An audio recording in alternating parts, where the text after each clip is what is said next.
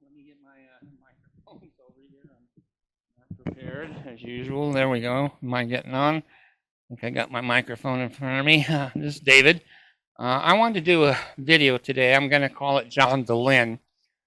John Dehlin is a Mormon story podcaster that has been on as long as I have. He's been on, whatever, 10, 15 years. And I do all of my stuff alone. I don't have interviews with people. People don't like me. I don't like them. It's symbiotic. And I saw last night, I spent 4 hours on the video last night watching how the church, Mormon church, treated John Dehlin and his family. And I'm going to be very honest with you. It broke my heart. When the church gets rid of people like John Dehlin, and I'm going to be conceited, and people like me who are well educated, well spoken, thoughtful, kind, transparent, honest. When the church cuts loose people like John Dehlin, they're stupid. They've shot themselves over in the foot over and over again.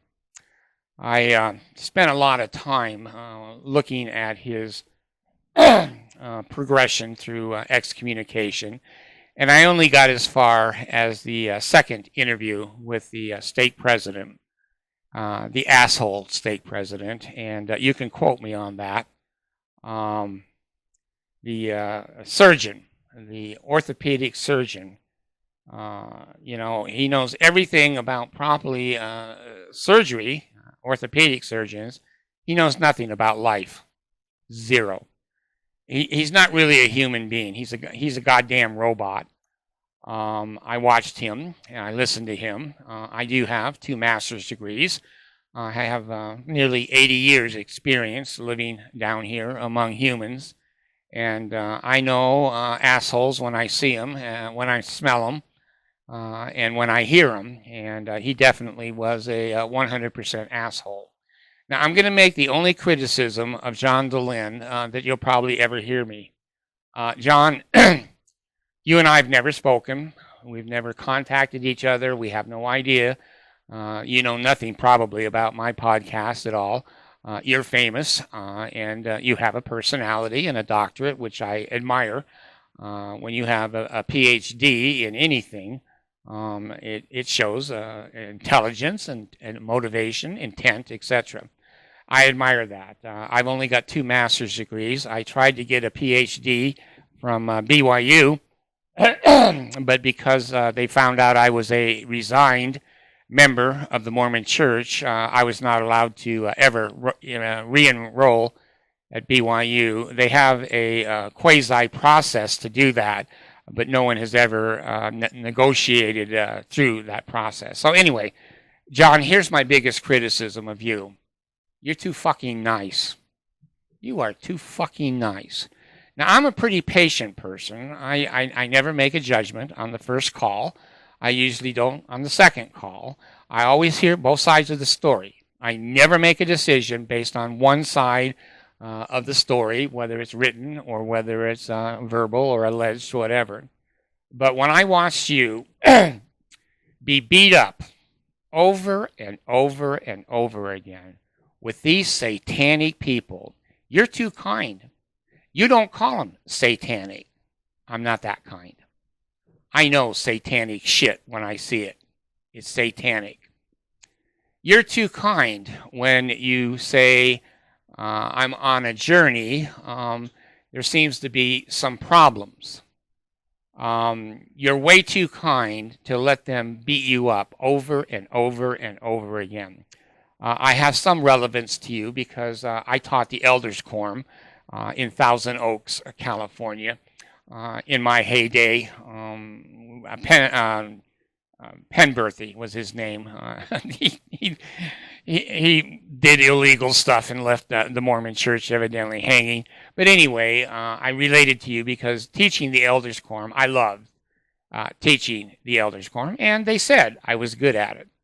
And so I have some relevance to you that way. I watched your bishop.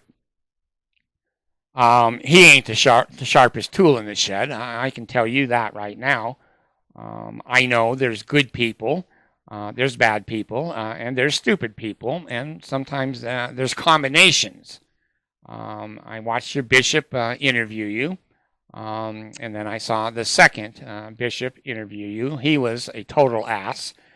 Somebody who was your elders quorum president and turns around and stabs you in the fucking back like he did. Unbelievable. Now, one of the things I wanted to put onto this video is this concept. It's a new concept for me. The concept is this.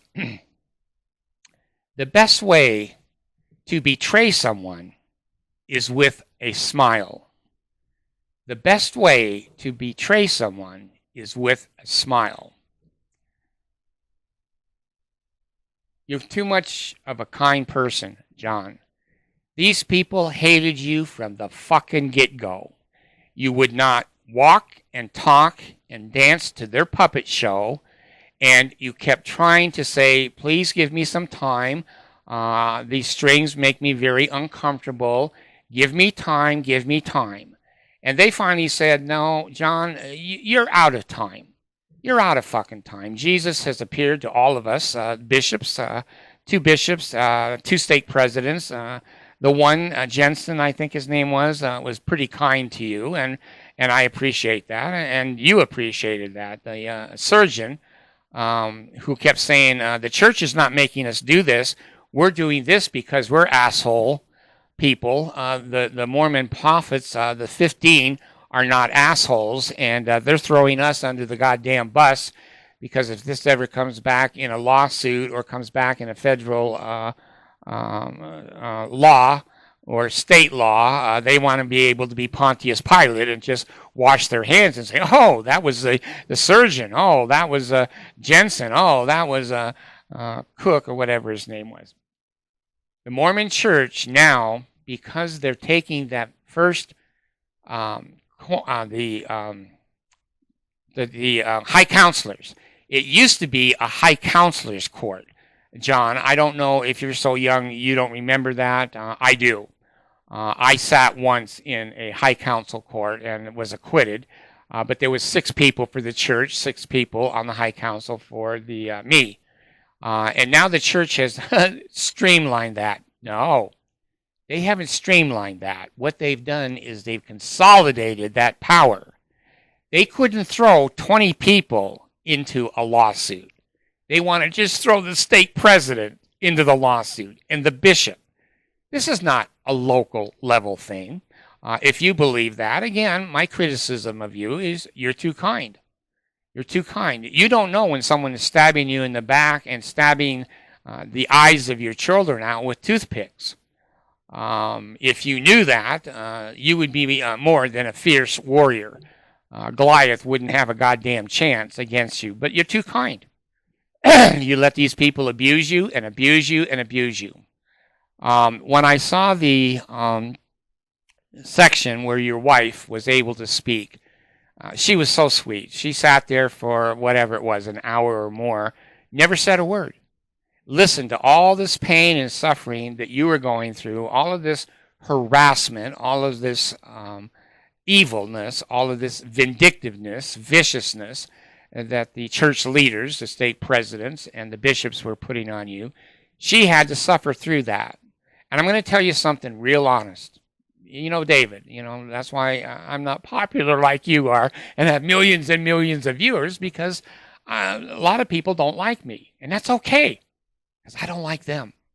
Most people I don't like because they're liars, cheaters, and thieves.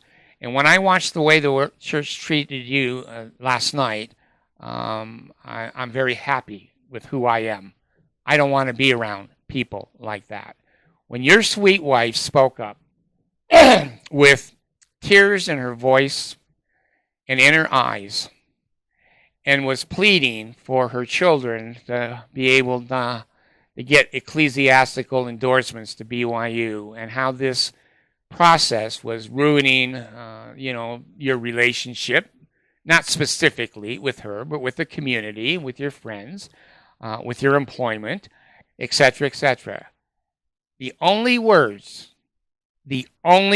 I heard of Jesus Christ in all of that bullshit that I listened to was that woman speaking. She was speaking the words of Jesus Christ. Humility, sincerity, forgiveness, turning the other cheek, feeding other people's sheep. She was the word and the echo of the principles of Jesus Christ. You were being chained against the wall, beat up, slapped, tortured, cattle prodded. I'm surprised they didn't bring the BYU electrodes for your penis to your excommunication. See, that's why people don't like me, because I say shit like that. But it's true. They put those electrodes on those. Some of those men committed suicide under Monson and the president of the church, Holland, I think at that time. So anyway, I wanted to give a video, which I've never done before. And I'm old, and I don't know how many more videos I'll ever be able to do. But I wanted you to know that I appreciate you, I respect you, I admire you. That's a big word. I don't admire anybody. I admire Jesus Christ. I saw him suffer and how he took it. You, my friend, are second in line. You're in fucking second in line. I would have jumped up. Now, I have to be careful because my videos are public, and I have mental illness, and so let me choose my words carefully. For you to sit there and let that man insult you, let that man interrupt your sweet wife when she didn't even speak at all in the meeting, and while she was speaking her piece, he began to laugh. He thought it was a circus. He thought it was a joke. He thought it was some kind of a sideshow. He was so uncomfortable that he was hearing the direct words of Jesus Christ. He had to be like Judas and hide. He hid behind humor. He hid behind supposedly his charismatic personality. Right. I was ashamed of the way he treated her. He had no right to interrupt her one word. He had no right to be making fun of her. He had no right to belittle what she was saying, that her children were going to lose their friends. They may not be able to get into BYU. Their endorsement, religious endorsement, may be threatened, that basically this is going to disrupt their whole family, their finances, their home, their cars, their insurance, and their children, who were the head of the beehive, I think you guys said, mermaids. The girls were both leaderships in the young women's program, and how embarrassing this was going to be for the children. And that stake president just put a fucking grin on his face and looked like Satan himself. Looked like Satan himself. Remember the old Satan in the movie, in the temple? The one that had the black beard and said, you can buy anything in this world for money. He looked, to me, exactly like that satanic person who played that role in the temple. He made fun of her. He interrupted her. He made her supposedly look like a fool. But she wasn't the fool. Anyone that was watching that with any type of humanity and spirituality knew she was speaking the words of Jesus Christ. Forgiveness, kindness, turning the other cheek, compassion. And he had to make a joke out of it and interrupt her. John, you're too fucking nice. You're too fucking nice. If I was sitting there where you were, and again, I'm going to be careful of my words, I would have been less nice than you. If he had treated my wife that way, and you were being abused, you had no idea. You were in basically shock. So I couldn't expect you to stand up and defend your wife in any way against that satanic kind of involvement. But if he had said that to my wife or my child, I'm not going to go into detail, but I'm going to tell you that court hearing would not have gone the way it went, and there would probably be some ramifications, legal ramifications, I would have been very upset. That orthopedic surgeon probably would have needed a surgeon for his mouth by the time I got done saying, you don't talk to my wife like that. Fuck you. Fuck the Mormon church. Fuck everybody. I'm out of here. This is not Christ. This is a satanic cult that is intent upon hurting everybody that disagrees with anything. You have to walk like they walk, talk like they talk, wear the underwear that they wear, eat the food that they eat, say the words that they say, raise your right hand to the square, and give everything to the Mormon church, and basically give, and be guilty, guilty. You'll never be right. And please give us your money so we can drive Cadillacs and Learjets and let the poor kids in the Philippines suffer for not having enough food. Now see, I tell you, you guys see this, you watch. Hello, this is David. Go ahead, please. Hi, David. Hey, this is Eric. I was texting you about your car. Oh, okay, Eric. Hold on just a second. I've got a video camera on. Let me turn the video camera off, and then we'll have privacy.